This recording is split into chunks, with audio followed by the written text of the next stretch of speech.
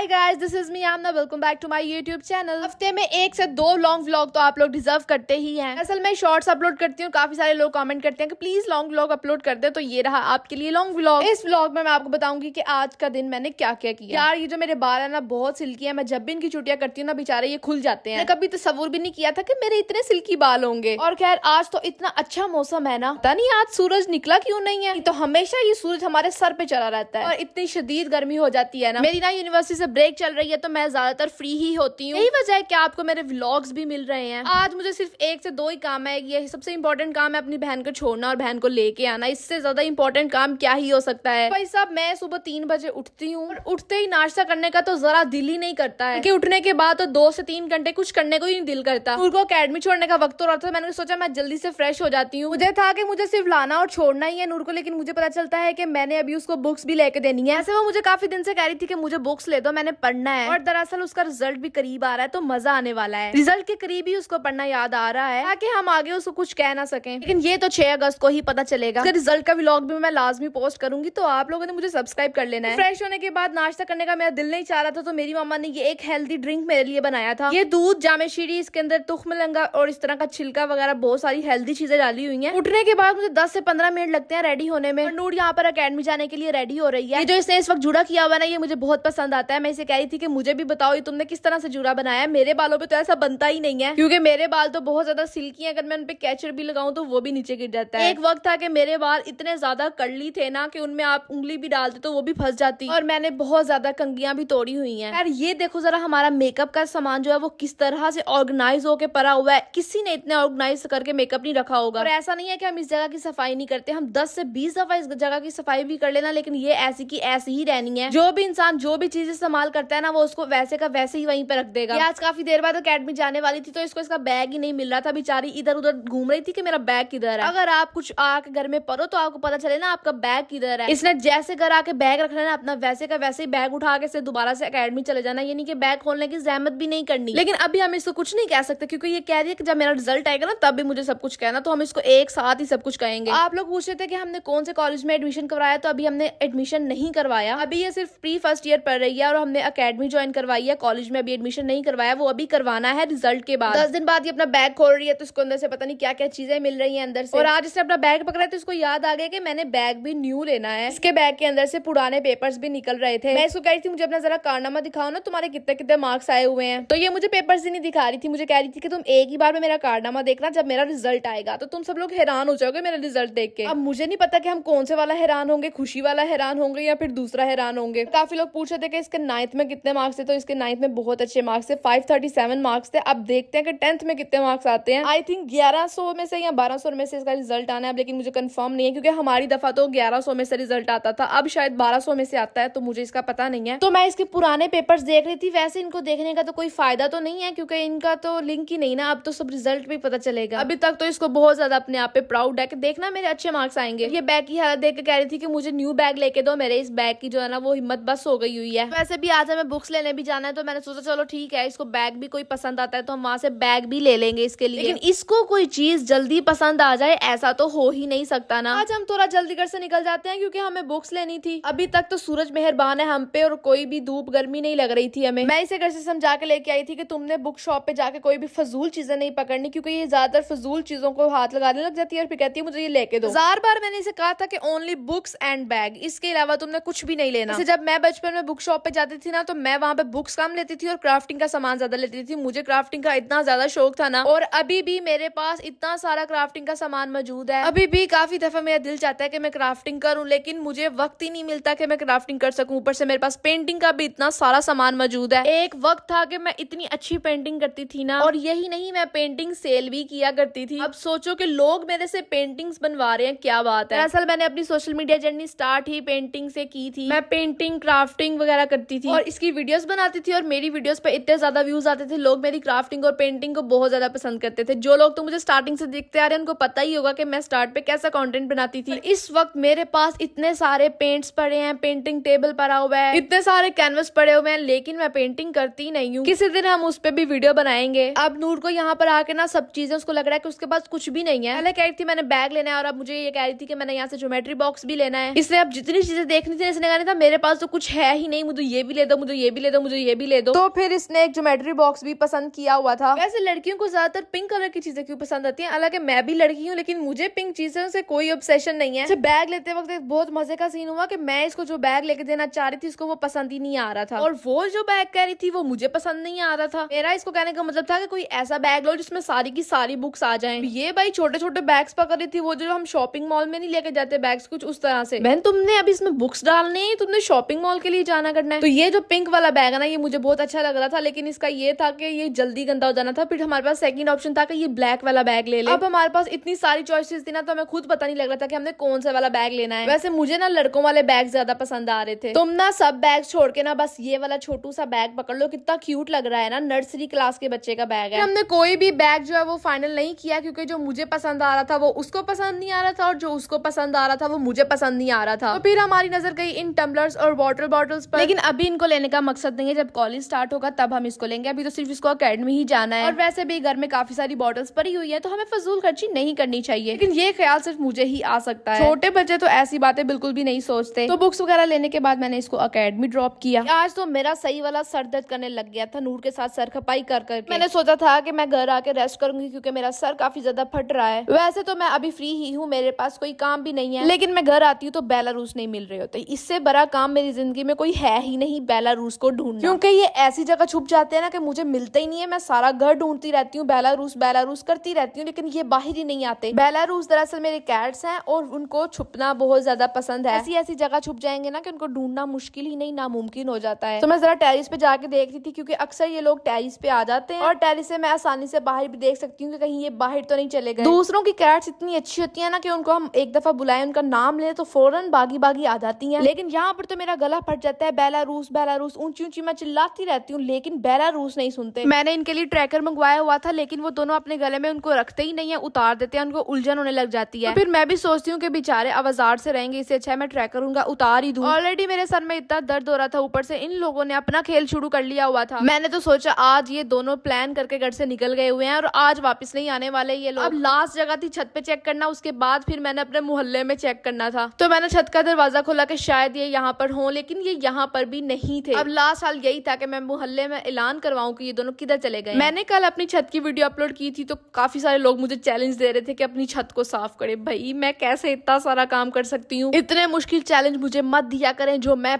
पूरे ही नहीं कर सकूं। और ये कैसे छत साफ हो सकती है, मेरे ख्याल में सिर्फ ये बारिश ही दोबारा आएगी तो फिर ये साफ हो सकती है। तो अभी हमारा मेन मकसद था बेलारूस को ढूंढना, और वो मुझे नहीं मिले। तो फिर मैं मायूस होकर नीचे जा ही रही थी कि मुझे सीढ़ियों पे मिल जाते हैं बेलारूस। ये बेचारे किसी जगह छुप के सोए हुए थे और मेरी आवाज से फिर ये बाहर आए हैं। मेरी आवाज से बाहर नहीं आए, दरअसल दरवाजा खुला है ना, तो फिर बाहर आए हैं। दरवाजा खुलने से मुराद ये है कि इनको लगता है कि इनके लिए बाहर जाने का रास्ता खुल गया है। मैं तो इन पे जुल्म भी नहीं करती, लेकिन ये फिर भी मुझसे जान छुड़वाना चाहते हैं। लेकिन बाहर इनके लिए अच्छा माहौल नहीं है, तो ये हमारे घर ही रहेंगे। तो गाइस ये था मेरा आज का व्लॉग। अगर मुझे सब्सक्राइब नहीं किया तो जल्दी से सब्सक्राइब कर लो, क्योंकि मेरा सर इस वक्त फट रहा है। तो अब हम मिलेंगे किसी अगले शॉर्ट व्लॉग में। Don't forget to subscribe me.